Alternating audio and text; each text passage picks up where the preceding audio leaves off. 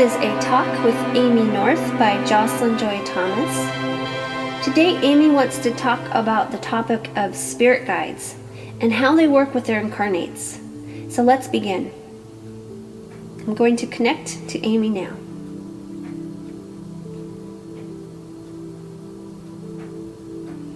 Greetings. I'm so very honored to be able to give this talk because it is a subject that's very close to my heart. I am Amy North, spirit guide to Stephen North, who is incarnated, and we are also twin flames. Many incarnates are together with their twin flame who is playing the role of spirit guide in this lifetime.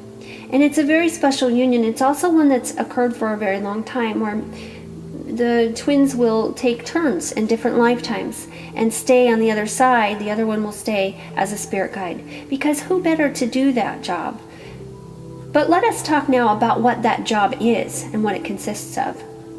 Whether you have your twin flame, a person that's a soulmate to you, a cherished friend, family member, any of these, often it will be a person that you've had many lifetimes with that is your spirit guide, and will very commonly be a soulmate. You will choose someone that you know well. You will choose someone that has incarnated so that they will understand the difficulties of being incarnated. You will choose someone that you have a strong bond with so that your communication will be strong. Now, sometimes people maybe choose people without the strongest bond, thinking that it will develop as they do the work as spirit guide, and that can be true. But no matter who you did choose as spirit guide, this person's job is to, from the very beginning, when you're planning out your incarnation, when you're deciding what your life purpose will be, what lessons you're going to work on, what your soul contracts will be, who you will know, and what you will do for a career, and all these things, you have this person, your spirit guide, begins their job at that time in discussing these things with you and making a life chart of sorts for you to live by. There will be a time then when you consult just with them, and you will consult with other deities such as angels or ascended masters, and of course the people that you will be dealing with in life as well. But the spirit guide is there by your side through it all, helping you. When you are incarnated, the spirit guide continues to walk by your side. A spirit guide is the closest guide to you, the closest one next to the veil. They're almost through the veil, almost. And the reason is because they work with you daily, and also because of the bond that you share. A spirit guide is so connected that they are able to feel your emotional state of being. They do not have a physical body, but they have an emotional body just like you, and they feel the things you go through. So know that this is a very special guide. This is a very special bond.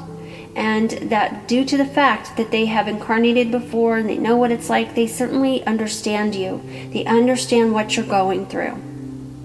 And furthermore, it is their job to keep you in alignment with the chart, the plans, the intentions that you had going into this incarnation.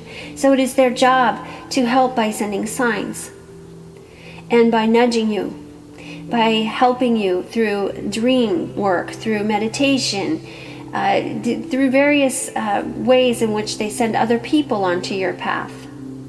And so the more interest you take in your spirit guide and in developing communication with them, the easier it is for you, because you have this ally in your corner. But many people are not aware of that person and how much they know about you and your life. In addition to this, spirit guides have their own life lessons that match yours, more or less. And so when you're going through all the things that you go through in your lifetime, they too will have different reactions, responses, and these are meant to help them to learn and grow, just as the lessons help you. So it is a very mutual kind of teamwork effort that the spirit guide and you planned on before you incarnated. So please understand how you are not alone.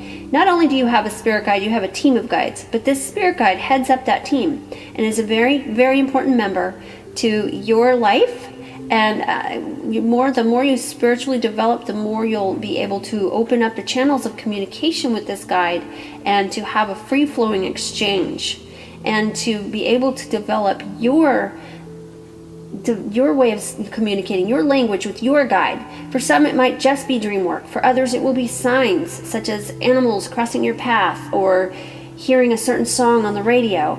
For others, it will be direct meditation. So it's always different. It's different for every person. What works for one person might not work for the other, but just work on connecting with your spirit guide. Everybody has one. No one's born without a spirit guide. And while it is important to stay connected to any guide that you feel close to, your spirit guide has the most knowledge of what you're meant to do, you alone. So it's of the most benefit to you to connect to this guide to help you develop your life work, your life purpose, getting through your life lessons, and all of those types of things. The more you connect with your spirit guide, the more authentic the bond feels. Some people hire someone to draw a picture of their guide, which is a marvelous way of being able to recognize this person, in the sense that this is a person. They're embodied by energy. They're here. They're part of your life, and this is what they look like. It just helps to make it seem more real for you. And I understand that from having incarnated, that of course it's hard to talk to the thin air. So it helps to have a picture at least. So by all means, consider that, as well as connecting with your spirit guide through readings, through meditation yourself that you do, through learning about your life map. That helps as well to call in your spirit guide, because it's what they are here to help you with. All of these things are ways to connect to your guide. Crystals are another way, to have a crystal that holds the energy and represents your guide. That helps act like almost like a phone, to where you're saying, hello, I'm trying to reach you, and the spirit guide can hear you more clearly. So there's many different paths. There's many different paths of communication. Learn what works for you, but do explore it and get familiar with your guide, the one that you have a pre-existing relationship with. And reunion, reconnection, renewal with that bond will help you in all ways in your life. I'm Amy North, and I'm always here to give guidance and direction, and I'm very, very honored to do so. All right, and Amy pulls back her energy. Very good session. Thank you so much, Amy. I'm Jocelyn Joy Thomas, wishing you light, love,